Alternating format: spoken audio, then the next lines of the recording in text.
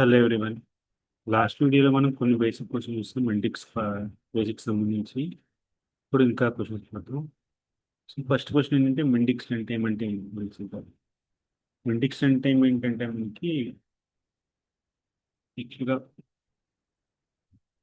ఒక Java application తీసుకుంటే JVM ఉంటుంది, జావా వర్చువల్ మెషిన్. సో అది ఏం చేస్తుంటే ఎగ్జిక్యూట్ చేస్తుంది ప్రోగ్రామ్. డాట్ నెట్ తీసుకుంటే డాట్ నెట్కి రన్ టైం ఉంటుంది, అలాగే మెంటిక్స్ కూడా ఒక రన్ టైం ఉంటుంది. అది ఏం చేస్తుంది, ఏవైతే కోడ్ మనం డెవలప్ చేసామో యూజింగ్ స్టూడియో ప్రో దాన్ని కన్వర్ట్ చేస్తుంది. ఎగ్జాంపుల్ మనకి ఇందులో విజువల్ మోడల్స్ ఉంటాయి కదా, మైక్రోఫ్లో ఉంటుంది. సో దాన్ని యాక్చువల్ ఎగ్జిక్యూషన్ లాజిక్ని కన్వర్ట్ చేస్తుంది, జావాలో కన్వర్ట్ చేస్తుంది. దీనికి వర్డ్స్ చెప్పాలి మన టేబుల్స్, ఇక్కడ విజువల్ చూసే టేబుల్స్ ఏమైతే ఎంటిటీస్ అన్ని ఇన్వైట్ అయితే ఉంటుంది వాటిని యాక్చువల్ సీక్వెల్లో కన్వర్ట్ చేస్తుంది, అక్కడ ఎగ్జిక్యూట్ చేస్తుంది. అలాగే మనం మింటిక్స్లో రోల్స్ సెక్యూరిటీ ఇస్తాం, ఎంటిటీ లెవెల్ కానీ పేజ్ లెవెల్ కానీ సెక్యూరిటీ ఇస్తాం. సో ఆ సెక్యూరిటీని అప్లై చేస్తుంది రన్ టైంలో. లెట్స్ ఏ టీచర్ స్టూడెంట్కి ఒక అప్లికేషన్ చేస్తుంది, టీచర్ లాగిన్ అయ్యి వాళ్ళ స్టూడెంట్స్ నోట్స్ స్టూడెంట్ లాగిన్ అయ్యి వాటి రిజల్ట్స్ చూసుకోవచ్చు. సో ఈ సెక్యూరిటీ అనేది ఎలా అప్లై అవుతుంది అంటే హ్యాండిల్ చేసుకుంటున్నాను. సో ఒక యూజర్ లాగిన్ అయితే వాడు ఆథెంటికేట్ చేసుకుని ఒక వ్యాలిడ్ యూజర్ వాడి రోల్ ఏంటి, ఆ రోల్ని బట్టి ఏ పేజెస్కి యాక్సెస్ ఉంది, అది ఏ ఎంటిటీస్కి ఏ డేటాకి యాక్సెస్ ఉంది దాన్ని చెక్ చేసి ఇస్తుంది అనమాట. సో అది రన్ టైం అనేది ఆ ఆపరేషన్స్ హ్యాండిల్ చేస్తాం. ఇంకా ఇంటిగ్రేషన్స్ అంటే నథింగ్ బట్ మనకి సర్టెన్ అదర్ అప్లికేషన్స్ మన డేటా కన్జ్యూమ్ చేసుకుంటాం. ఎగ్జాంపుల్ వన్ ఆఫ్ ద సినారియోలోని ఏదైనా రెస్ట్ ఏపీఐ యూస్ చేసిన డేటా కన్జ్యూమ్ చేసుకోవచ్చు, అది ఎక్స్పోర్ట్ చేయొచ్చు వేరే అప్లికేషన్ మన దగ్గర నుంచి డేటాని. సో ఈ డేటా ఎక్స్పోర్ట్ చేయడానికి మనం ప్రతి స్టెప్స్ ఫాలో అయ్యి ఒక ఏపీఐ క్రియేట్ చేస్తాం ఇండిక్స్లో. బట్ అది డేటా ఎక్స్పోర్ట్ చేయడం అలా చేసిందంటే మెయింటైన్ చేసుకున్నాం. రిక్వెస్ట్ వచ్చినప్పుడు ఆ రిక్వెస్ట్ పాస్ చేయడం అది చేస్తుంది అన్నమాట. అది మెండిక్స్ టైం. మెండిక్స్ క్లయింట్ అంటే ఏంటి, Mendix client nothing but front end. Front end అంటే ఏంటి, మనకి మెండిక్స్ ఫ్రంట్ ఎండ్ అనేది బ్యాక్ ఎండ్, మెండిక్స్ క్లయింట్ అనేది ఫ్రంట్ ఎండ్ ఒక అప్లికేషన్ ఎక్కడైనా మెండిక్స్లో. సో ఫ్రంట్ ఎండ్ అంటే మనకి రిక్వెస్ట్ ఇనిషియేట్ చేసే ప్లాట్ఫామ్. బేసిక్గా రిక్వెస్ట్ ఇనిషియేట్ చేసే ప్లాట్ఫామ్ అంటే బ్రౌజర్ ఉంది, అయితే ట్యాబ్లెట్ ఫోన్ స్క్రీన్ ఉంటుంది, ట్యాబ్లెట్ ఆర్ ఫోన్ స్క్రీన్. అందులో మనం ఒక మెండిక్స్ యాప్ ఓపెన్ చేసి సర్టెన్ యాక్షన్ పెర్ఫామ్ చేస్తాం.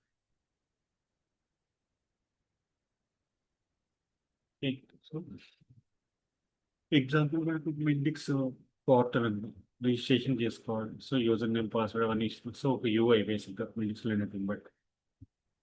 నెక్స్ట్, సో నేను చెప్పేది ఏంటంటే ఈ ఇంట్రొడక్షన్లో ఎగ్జాంపుల్ ఈ పాయింట్స్ కవర్ అయితే చాలు. ఎగ్జాంపుల్ వన్ మూడు. సో మెంటిక్స్ అంటే ఏం చూసుకుందాం, మెంటిక్స్లో ఏంటంటే ఏంటి చూస్తాం. మనకి రిక్వెస్ట్ ఎలా ప్రాసెస్ అవుతుంది మెంటిక్స్లో, ఎగ్జాంపుల్ అంటే ఏంటంటే మెంటిక్స్ పోర్టల్ ఉంది. యూజర్ ఒక మేక్ మై ట్రిప్ అంటే ఒక అప్లికేషన్ చేసిన మెంటిక్స్ యూస్ చేసి దాంట్లో ఒక యూజర్ లాగిన్ అయ్యి ఒక టికెట్ బుక్ చేసుకుంది. లెట్స్ అప్పుడు ఏమవుతుంది, అప్లికేషన్ లాగిన్ అయిన తర్వాత కూడా ఒక సర్టిన్ బటన్ క్లిక్ చేస్తాడు, సర్టిన్ ఫీల్డ్ సెలెక్ట్ చేసుకుని సర్టిన్ ఫీల్డ్స్ ఫిల్ చేస్తాను. ఎగ్జాంపుల్ రిజిస్ట్రేషన్ అవ్వాలంటే వాడి ఫోన్ నెంబర్ అలా అన్ని ఇచ్చి ఒక బటన్ పెట్టుకోవడం చేస్తారు. అది సర్టిన్ కైండ్ ఆఫ్ యాక్షన్ ఇచ్చి ట్రిగర్ చేస్తుంది బ్రౌజర్లో. అదర్ వే లేకపోతే ఏంటంటే ఇంటర్నల్గా వాడి జస్ట్ ఒక బటన్ క్లిక్ చేసి డేటా కన్జ్యూమ్ చేసుకున్నాం ఉంటాడు. కన్జ్యూమ్ అంటే సింక్ చేసుకుంటాడు డేటాని ఆన్ ద ఫ్లై. సో అలాంటిది. లేదంటే కనుక ఏంటంటే ఒక బిజినెస్ లాగా ఎగ్జిక్యూట్ చేస్తాడు. ఎగ్జాంపుల్ ఏంటంటే వాడు స్టూడెంట్ రిజిస్ట్రేషన్ అయిన తర్వాత ఒక ఆన్లైన్ ప్లాట్ఫామ్లో ఇన్వాయిస్ జనరేట్ అవుతుంది, పే చేద్దాం అనుకుంటాడు. సో ఇదంతా ఒక సర్టెన్ కైండ్ ఆఫ్ యాక్షన్స్. ఈ యాక్షన్స్ అయినప్పుడు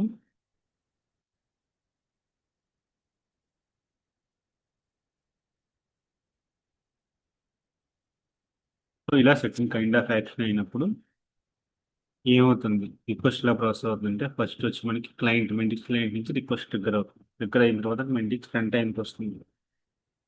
ఫ్రంట్ టైం ఏం చేస్తుందంటే రిక్వెస్ట్ని ఐడెంటిఫై చేసి దాన్ని ప్రాపర్ రిక్వెస్ట్ హ్యాండ్లర్కి ఇస్తుంది.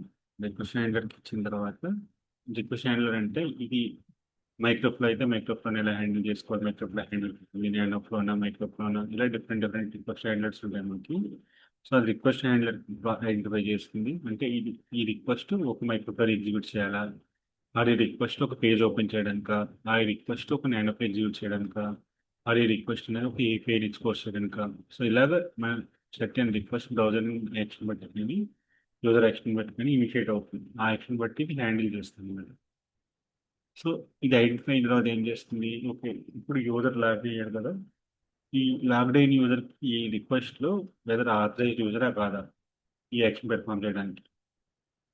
సో ఆ యూజర్కి లెట్స్ సే ఒకసారి పర్చేస్ చేద్దాం అనుకుంటున్నాడు, వితౌట్ ఎనానిమస్ యూజర్ కింద లాగిన్ అవుదాం అంటే అవ్వదు. సో ఒక ఐటమ్ పర్చేస్ చేయాలంటే రిజిస్టర్డ్ యూజర్ అయి ఉండాలి. సో ఇది ఆథెంటికేషన్, వ్యాలిడ్ యూజర్ కాదా.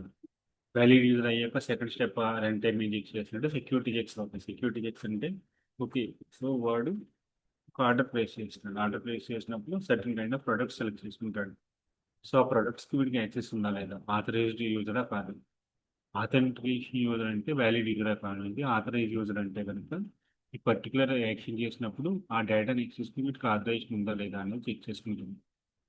చెక్ చేసుకున్న తర్వాత ఇప్పుడు రౌటింగ్ అనమాట. ఓకే వచ్చిన request authorize authenticated user, valid user, వీడికి యాక్సెస్ ఉంది డేటాకి.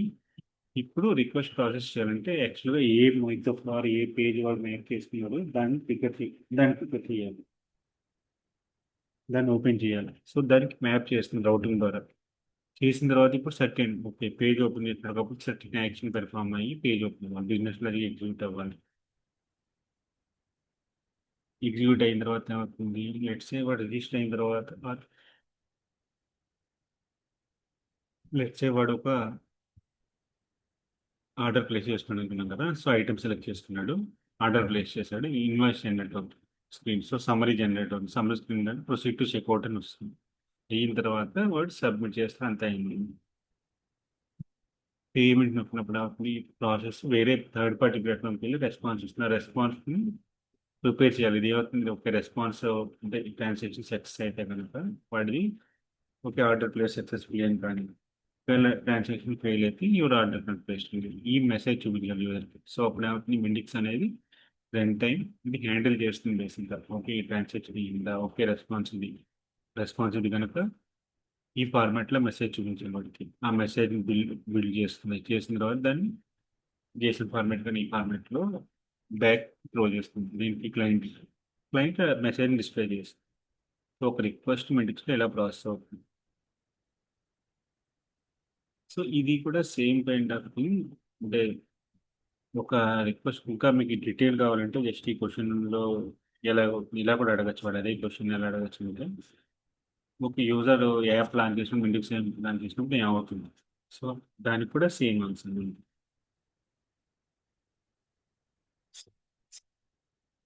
ఇక్కడ ఎక్స్ఏఎస్ రిక్వెస్ట్ అంటే ఏంటంటే మనం ఇండిక్స్లో నార్మల్గా ఏముందంటే ప్రతి రిక్వెస్ట్కి మీరు నెట్వర్క్ ట్యాబ్ ఓపెన్ చేసుకుని చూస్తే ఒక బటన్ క్లిక్ చేసిన లేకపోతే ఏదైనా ఎక్స్ప్లెయిన్ ఫామ్ చేస్తే ఎక్స్ఏఎస్ రిక్వెస్ట్ ట్రిగ్గర్ అవుతుంది నెట్వర్క్లో. ఈ రిక్వెస్ట్ ద్వారా వాడు హ్యాండిల్ చేసుకుంటాడు అనమాట. సో అవి ఎక్సైజ్ రిక్వెస్ట్. ఇది రెస్ట్ లైక్ అంటే Mendix run time eleven network client అనేది అంటే using rest kind of request కూడా. సో ఇది మీరు ఎప్పుడు అబ్జర్వ్ చేయండి, ఈ ఎక్సైజ్ రిక్వెస్ట్ ఏంటని అడగచ్చు ఇంటర్వ్యూలో. నెక్స్ట్ ఏం అడగచ్చు అంటే ఇండిక్స్లో ఎక్స్టర్నల్ డేటాబేస్ వాడగలరు. వాడగలరు కానీ లిమిటెడ్ డేటాబేస్ సపోర్ట్ చేస్తుంది అది. లో మల్టిపుల్ ఫ్యూ డేటాబేస్ అంటే PostgreSQL SQL server support చేస్తుంది, DB2 సపోర్ట్ చేస్తుంది. ఇంకేం అడగచ్చు అంటే ఇప్పుడు నాకు మెంటిక్స్ అప్లికేషన్ నా రిక్వైర్మెంట్ ఏంటంటే మల్టీ లింగ్వల్ అప్లికేషన్ చేయాలి. So is it possible using Mendix. మనం చేయొచ్చు మెంటిక్స్ మల్టిపుల్ మెంటిక్స్ యూజ్ చేసి మల్టీ లాంగ్వేజ్ అప్లికేషన్ చేయొచ్చు, మల్టీ లింగ్వల్ అప్లికేషన్ బిల్డ్ చేయొచ్చు.